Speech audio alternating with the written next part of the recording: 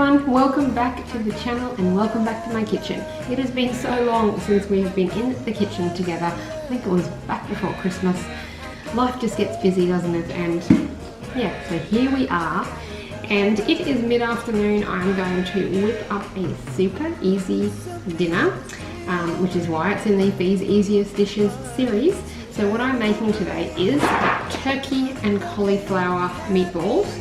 So I'm going to use 2 packets of these for two for $11, bargain. You don't, of course, have to double the recipe, but I want to make a reasonable amount, so I'm going to. An entire cauliflower, which praise the Lord was on special today because I've been finding they've been a little bit dear.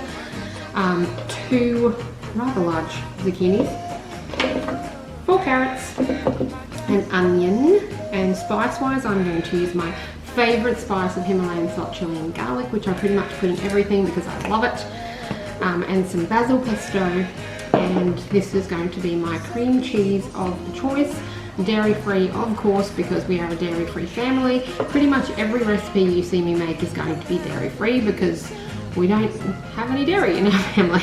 So yeah, okay, I am going to pop it into this handy-dandy tray. I don't normally use these trays. I usually use one of my oven trays, but I've got this left over from Christmas, so I'm like, well, I might as well use it because it's less washing up for afterwards. So yeah, and I'm going to blitz everything up, all my veggies in my Ninja Auto Q, which I absolutely love, and then I'm going to pop it in the bowl with the mince, mix it all up.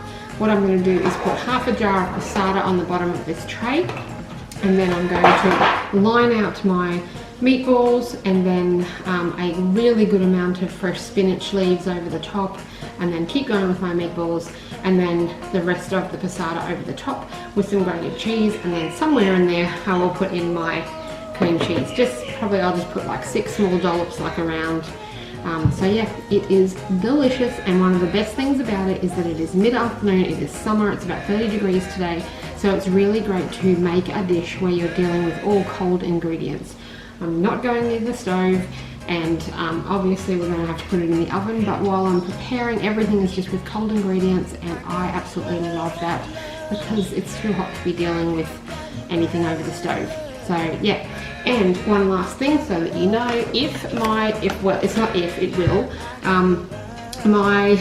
when I've mixed up all of my ingredients and I'm ready to make my meatballs, I'll put a little bit of coconut flour through it because it's kind of like the same theory of when you put breadcrumbs through your meatballs.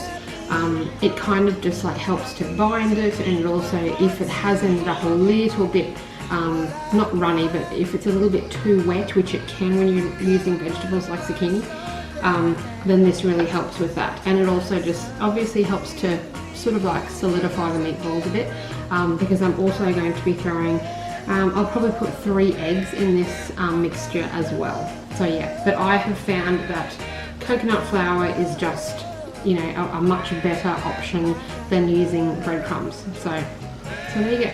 That is my hot tip for the week.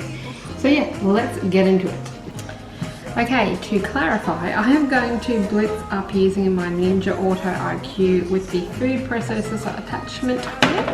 That's a mouthful. And I love this. We absolutely, just a little plug for Ninja Auto IQ because I love them. We use it probably 3 to 4 times a day with people having smoothies and that sort of thing, and we're using it for this type of stuff. So it comes with 3 different size cups for your smoothies, which is super handy.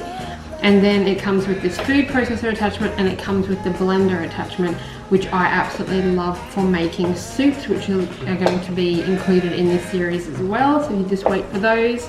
But yeah, these, I just cannot rave about these enough. When and if this needs replacing, I will definitely be replacing it with the same thing because it is great. The only thing I have to say is be very, very careful with these blades. The one in the blender attachment is even worse. They are sharp, baby sharp. So just be very, very careful. But yeah, people said when I got rid of my Thermomix that I was going to so regret it, but oh my goodness, I honestly think this does a better job at blitzing up vegetables and this type of stuff than the Thermomix did, so I'm so happy with it. And I think they're about, I think they might be around the $2.79 something like that. I noticed the other day they do sell them at Costco as well. I think it might have been about $2.49, but I'm not exactly sure because I'm not in the market to buy one, so I don't know if I paid too much attention to the price. But yeah, I cannot recommend this highly enough if you are going to do smoothies and anything like this where you're blitzing stuff up.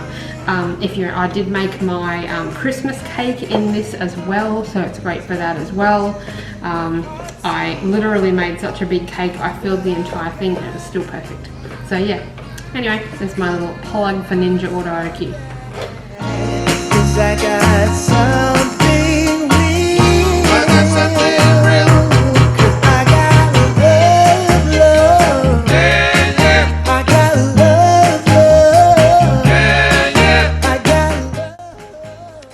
Okay, so that's been blitzing for 40 odd seconds. I'm just gonna have a look at it because it normally needs a bit of a move around. So I'm just going to, push down the sides and just blitz that again to get it really super fine.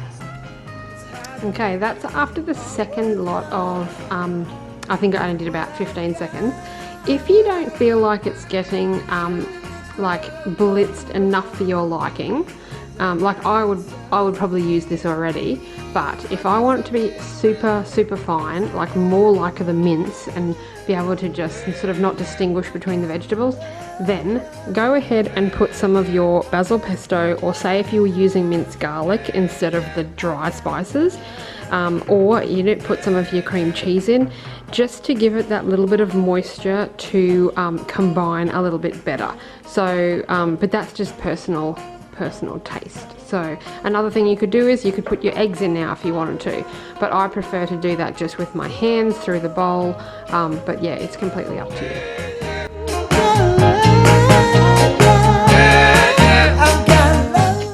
So look at all that whole food nutrition that'll be in your meatballs and nobody will even know it's there.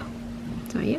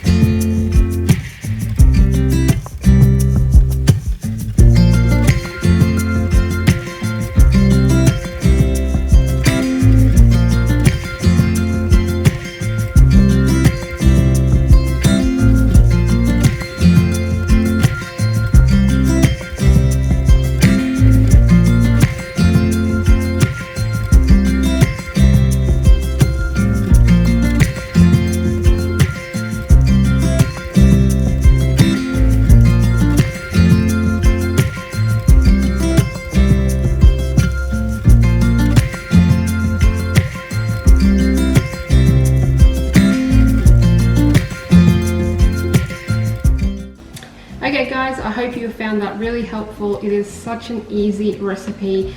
I am probably going to serve it with a salad, or I might whip up some sweet potato fries.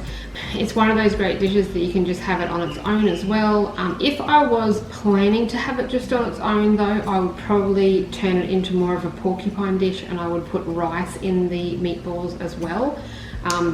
But yeah, that's not what I did today.